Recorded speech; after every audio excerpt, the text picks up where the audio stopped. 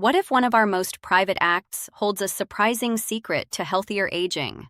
For millions of adults over 60, the topic of self-pleasure is often met with silence, wrapped in generations of taboo. We talk openly about diet and exercise as the pillars of health, but one of the most natural parts of being human is rarely discussed.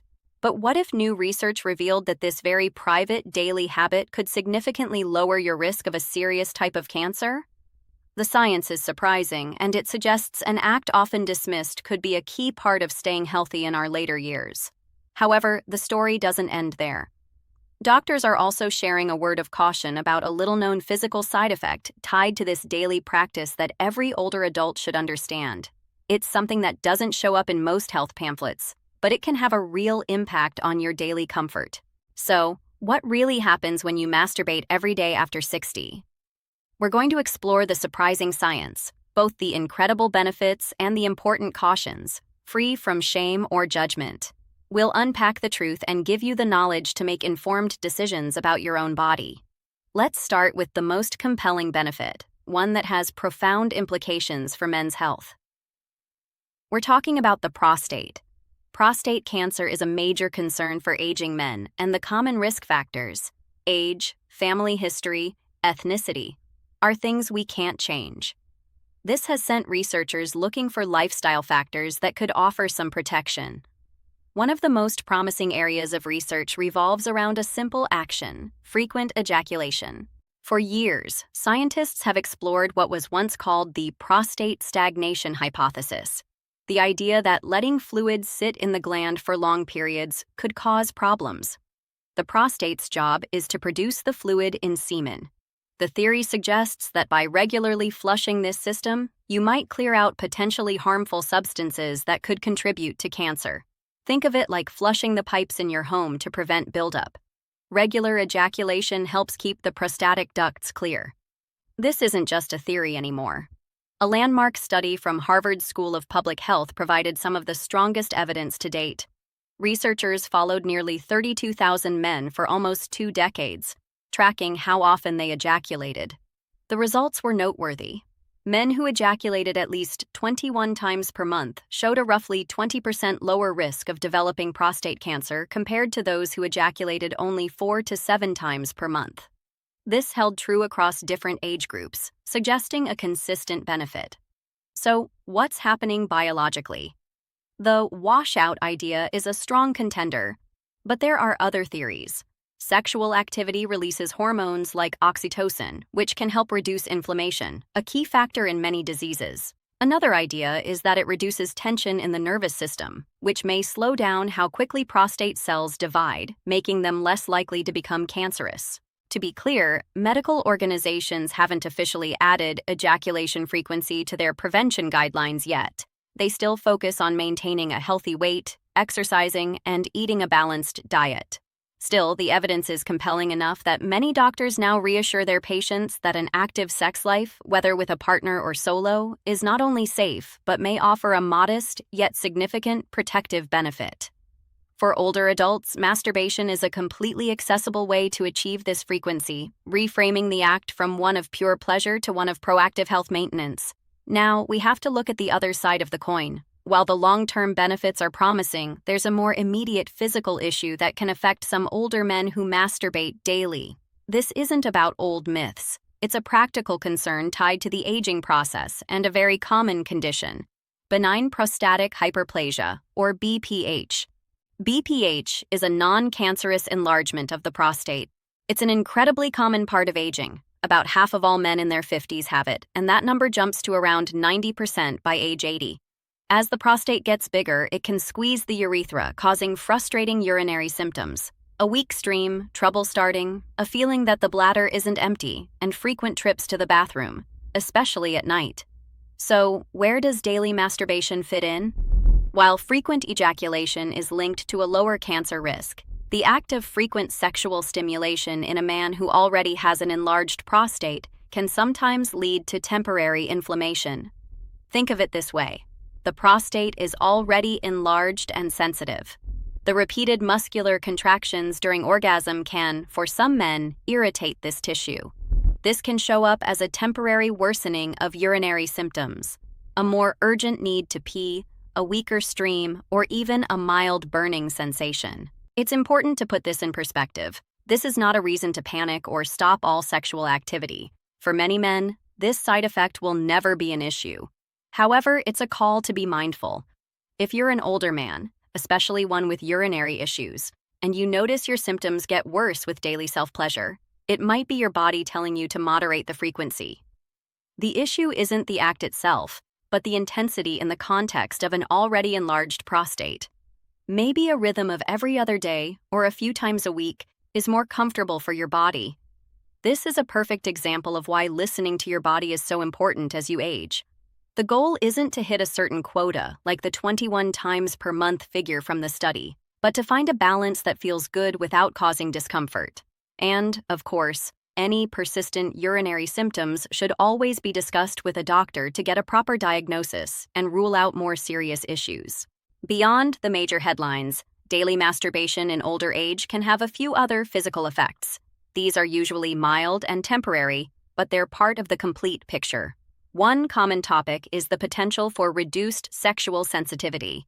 This is sometimes called death grip syndrome, where overly aggressive or frequent stimulation can desensitize the nerve endings over time. This can make it harder to reach orgasm, both alone and with a partner. For older adults whose sensitivity might already be changing due to hormones and circulation, it's a good thing to keep in mind. The fix is often simple.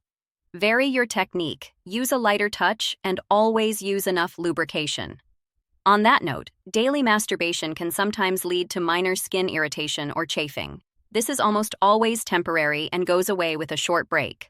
A quality, skin-safe lubricant is your best friend here, as it can significantly reduce friction and make the experience more comfortable. Finally, let's talk about sleep. For many older adults, masturbation is a powerful, medication-free sleep aid. The release of hormones like oxytocin and prolactin after orgasm promotes deep relaxation and can help fight insomnia. However, for a small number of people, the effect is the opposite. Late-night stimulation can be overly arousing and disrupt sleep. Ultimately, it's all about how your own body responds. If it helps you drift off, that's a clear benefit. If you find yourself wide awake, you might want to make it a daytime activity instead. Of course, this isn't just about the physical side of things. The impact on mental and emotional well-being is just as important, and it can go both ways. On the positive side, masturbation is a fantastic stress reliever. The rush of feel-good brain chemicals like dopamine and oxytocin that comes with orgasm can boost your mood and melt away tension. For older adults navigating the stresses of retirement, health concerns, or loss, this can be an invaluable coping tool. It's a form of self-care, a private moment to reconnect with your body and experience pleasure safely and on your own terms. However, the emotional landscape isn't always so simple. While it can provide temporary relief, some experts caution that if self-pleasure becomes your only coping strategy, it can accidentally reinforce feelings of loneliness. Humans are wired for connection. If masturbation consistently replaces opportunities for social engagement, it might lead to a cycle of withdrawal. The act itself isn't the problem. The issue is when it becomes a substitute for, rather than a supplement to, a rich social life. There's also the weight of personal beliefs. For those who grew up with strict cultural or religious views on the matter, feelings of guilt or shame can turn a natural act into a source of distress. It's important to acknowledge that these feelings are real, but they aren't supported by modern medical or psychological science. Ultimately, the mental impact depends on context. When it's part of a life that includes friends, hobbies, and connection, it's overwhelmingly a positive force. If it starts to feel compulsive, leads to isolation, or brings up persistent guilt, it might be a sign to seek balance or talk with a professional. It might seem odd to talk about relationships when we're discussing a solo act, but for older adults in partnerships, self-pleasure plays a nuanced role. It's a common myth that masturbation in a relationship signals dissatisfaction with a partner. In reality, it's a normal part of sexuality for people in all kinds of relationships. Libidos don't always match perfectly. Health issues can also play a huge role. One partner might have pain or a medical condition that makes partnered sex difficult. In these cases, masturbation isn't a rejection of the partner, but a healthy way to manage one's own sexual needs. It can actually preserve intimacy by removing pressure from the situation. Self-pleasure can even enhance a couple's sex life. By exploring your own body, you learn more about what you like, and you can share that knowledge with your partner. Some couples even practice mutual masturbation, which can be a powerful way to stay intimate, especially when traditional intercourse is off the table. However, if masturbation becomes compulsive or is used to consistently avoid emotional connection, it can cause strain. If one partner is always choosing solitude over shared intimacy, it can create feelings of rejection and distance. The issue here isn't the act itself, but what it might represent: a breakdown in communication or an avoidance of intimacy. The key, as always, is open and honest communication. Talking about sexual needs and desires, including self-pleasure, can prevent misunderstandings and build a stronger, more resilient partnership. So, we've looked at the science and psychology of daily masturbation in old age. We've seen a compelling benefit: a link between frequent ejaculation and a reduced risk of prostate cancer. We've also heard a crucial caution. For men with an enlarged prostate, daily activity can sometimes worsen urinary symptoms, reminding us to listen to our bodies. We've explored everything from sleep and skin sensitivity to its impact on our emotional health and relationships. The real takeaway isn't that daily masturbation is good or bad. The truth is that it's a complex and deeply personal activity. The goal here is empowerment through knowledge. Understanding both the benefits and the potential drawbacks allows you to pay attention to your body's signals and find a rhythm that works for you. Sexual health doesn't have an expiration date. It's a lifelong part of our well-being. Approaching it with curiosity, self-awareness, and respect is one of the pillars of aging well. If this breakdown was helpful and you appreciate this science-based approach to health, please take a moment to like this video and subscribe to the channel. Your support helps us continue to create content that breaks down taboos and provides useful tips for a healthy life at any age.